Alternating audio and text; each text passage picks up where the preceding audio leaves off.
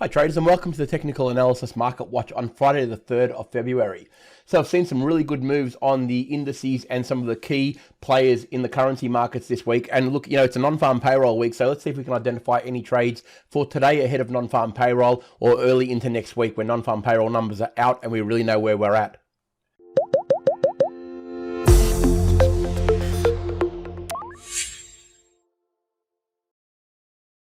So we'll start out here with the Aussie USD, and look, as you can see, we've hit that level again, the 71 sort of 30 area. Very strong resistance there. There's no question about that. The very strong resistance is at 72.50, but we failed to break the first resistance zone.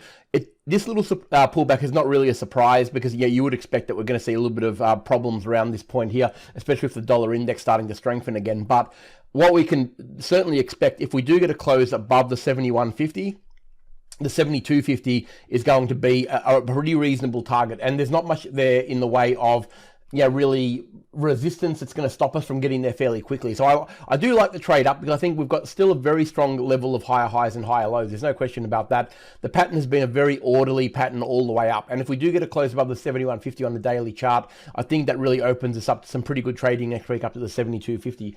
I think it will find problems there.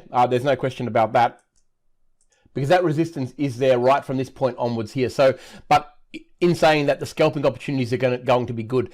The good thing about when a market comes down in an orderly fashion, which it did all the way from its highs, it does create all of these mini zones that make it very easy to trade. From a scalping standpoint, it's very easy because your targets are very clearly defined and your stop losses are very clearly defined. So realistically, you can't really screw it up as long as you're trading in the direction of the trend and you know where your targets are. But I think it's very important to isolate these areas and know where the problems are going to be. Now, as an example, when you see a series of higher highs and higher lows like this, and you see a pullback down to a roll reversal zone, which we know is here, there's no question about that. The very first target that you're going to aim for from a scalping standpoint is the previous high.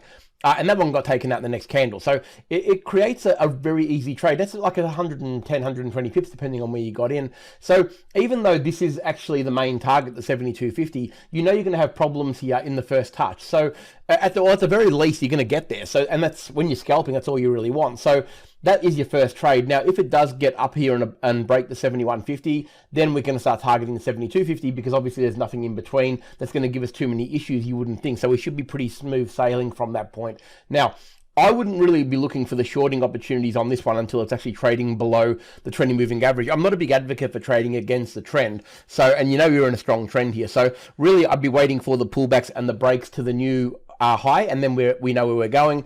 But if we get a break below the 70-cent mark again, and we're trading by the 20 moving average and the 70-cent mark, very different story. Then all of a sudden we'll be starting to target the lower moves. But a lot has got to play out. The move up is far more lucrative on this one. So, but good trading on the Aussie, and I think hopefully you were able to get that target because it's a pretty straightforward target. Let's move on over to the US dollar CAD now. And look, this is just playing the game as well. Just easy does it. Lower high, lower low sequences, 20 moving average pullback, sell, 20 moving average pullback, sell. No big deal there. Target is a very strong one. That 132 level, just above the 132 level, is a very strong and sustained target that I'm still pretty keen on. We've got a 200 moving average there ready to catch it as well. And as you can see, look, it's doing nothing to give us any indication that it's going to go higher. So realistically, go to the smaller time frames, look for pullbacks to the 20 moving average, and then we're effectively trading in that direction. The only way I would be looking along in this, similar to the Aussie, is if it actually gets a daily close above the 20 moving average, and then we get a series of higher highs and higher lows on no less than probably a 4-hour time frame. Really, I wouldn't be going much lower than that because this is a pretty strong downtrend. Even though it looks like it's doing it slowly, it's actually been sustained for quite some time. And realistically, we've got a target that's not very far away. MACD is definitely still selling off. Tells us that the 12 and the 26 moving averages are still separating. They're fairly fast moving averages. So the momentum is still definitely with the move down. So realistically, look for pullbacks up to a 20 moving average on the downside on a 1-hour chart or even a 15-minute. If you want to scalp, you're still trading inside the range there, and be aiming for the very first strong support. This is the strongest support you're going to see in quite a while on the CAD. So that's what we're aiming for. But if we see a daily close above the 20 moving average in the next few days, look, and that can happen. A non-favorable non-farm payroll result could make all of these US dollar-based pairs rise up pretty quickly. It can happen. I've seen it happen a lot. And if it does that, then all of a sudden our next target is around that 135 again. So a really good range, I think, but it's got a bit of work to do on the upside. And until we get a daily close above the 20 moving average, not going to be looking at that.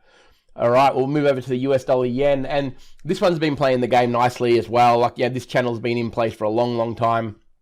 You know, for all of its faults, from a technical standpoint, this girl's been behaving very, very well. And realistically, it's giving us no reason to worry about what it's doing at the moment. We know that we've got support here at the 126.80 area, 127.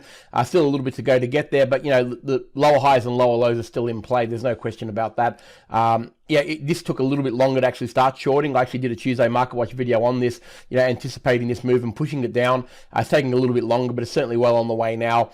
And the good thing about this is, like, the market is behaving itself and still in a very, very strong downtrend, and there's no reason to be looking at moving up. Now, the only thing that would convince us that this channel is broken, obviously, is a break to the top of the channel. But more than that, it actually needs to close above these levels here. It needs to close above the 130, 180 to 132 level again to get all of this, because there is very significant resistance here at around that 131. 80 to 132 level. You can see here we've got very strong support at 3 different levels on a daily chart. So, and we've got resistance at this point here. So in my mind, we really need to break that zone before we start to get excited about a long. So I wouldn't be just taking a break of this channel and a break of the 3130.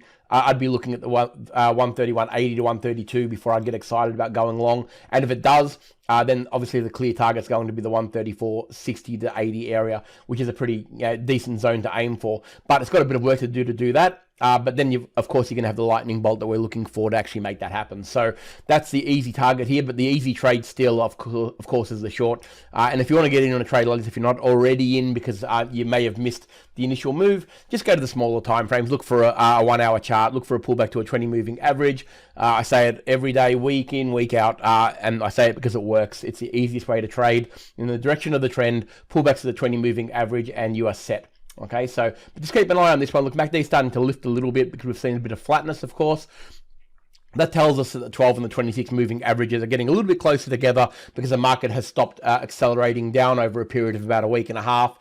But again, it's really just a bit of a watch. But again, you know, this is a very strong resistance here. If it breaks that, it's really telling us something. Over to the dollar index now. Look, it broke a very key level of support. There's no question about that. But what it's trying to do now is, you know, really get back up there. Now, what we're always looking for, and this is why I'm always nervous about the first break, and I very rarely trade it. It's always better to wait for the retest of a zone before you get in. I don't want to be the first person there fighting the battle. And if you were, you know, you've got to be very conscious that this can happen here. You've got MACD divergence happening as well. Yeah, I still think that we've got potential shorts on the US dollar, on the dollar. Don't worry about that. I still think that we're potentially going down, but this is not where I want to be in. Okay, so really what we want to see now is it to prove itself, make a series of lower highs and lower lows. If it gets up and closes above the 20 moving average again, we'll be looking at this with a very different lens next week. Okay, so one to watch. But look, the euro is the real story there, I guess, because that's the one we're going to trade. It's been in a very, very strong uptrend, as you know. It hit a very, very key zone, no question about that. You know, we know it's a role reversal zone at around that 109 sort of 50 area. It went up above it, but again, they often overshoot when they're in a big hurry. It's come back down fairly quickly. It wouldn't surprise me to see it test the 20 moving average again, and I wouldn't be panicking about that. If it does that, it may give us an opportunity to go long again. But again, if we do go long from this level with a series of higher highs and high lows on a smaller time frame, all we've got to do is get back up to that sort of 109.50 as the first initial target, and we'll be sweet. A break, it would have to break 108 for me to be looking at shorts. That means it breaks a 20 moving average and a series of lower highs and lower lows on a smaller time frame to start looking at potential shorts on this one. Still a long way away from that. So we'll just keep an eye on it. But realistically, listen to price. I think that's all. The best advice I can give you is technicals and price lead the way. Don't worry too much about the news. If you get caught up in news, you're going to be looking for a reason every week not to get into a trade. But yeah, price action generally works its way around it. So, and probably no better example than that is on the obviously the US 500. It hit the very, very important level of 41.80. Yeah, and there's all sorts of reasons that why people say, 41.80 was going to be the target, for all manner of different things. But in reality, it's one of the strongest role reversal zones there is, and you can paint as many pictures as you like around this level. At the end of the day, when you look at it, it's very, very, very strong support, very, very, very strong resistance all the way through. It's been one of the most important levels in the last 3 years. No real surprise that it touched it and it's starting to sell off. Okay, and that's in the end, that's what it comes down to: support and resistance. When you keep trading simple, that's what gets you the results. In the end, we know we were in a series of higher highs and higher lows. 4100 was the first obvious target, and a lot of profit would be taken there. I'd be quite happy to be taking mine there. But the initial target of 4180 is a very, very important zone. And yes, do they overshoot? Sometimes they do. Look, ahead of a very, very important news event, obviously, with non-farm payrolls tonight, we had the Fed, be buoyant about what the market wanted to hear. But again, you don't want to play too much into what the news says. Look at the levels. If it's a very favorable number, and that doesn't mean it's actually a good number for the economy, it just means it's a good number for the market, and that's what the market wants to see, then we're going to see movement above here next week. Now, if we're trading above the 4200 on Monday, I would still be inclined to wait for a pullback to the 4180 and then look for a roll reversal zone from above it to below. Then we're looking for a series of higher highs and higher lows on a smaller time frame, and then we start pushing up to around that 4300. I think there's still a good 100 points up there before we start to see resistance again.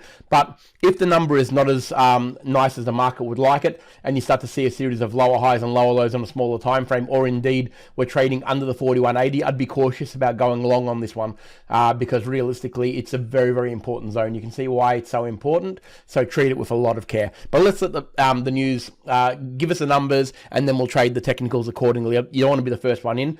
Let it play out, let it have a session with that knowledge, and then if we're trading above the 4200 on Monday, then we start looking at 4300 moves. And of course, if we're trending down and looking below this level on the Monday, I think we'd be starting to target some of these previous levels of around the 4100 and 4050, because I think they make a lot of sense for a little bit of a pullback. So just be very, very mindful. This is very strong resistance. So I hope you had a great week's trading. I think we've seen a lot more action than we normally do on a non-farm payroll week, but that's significant because of obviously the Fed talking. Let's see what we get tonight, and we'll see, hopefully next week, we'll start to see some more breakout moves out of these levels. Have a great weekend, everybody. I look forward to seeing you all next week.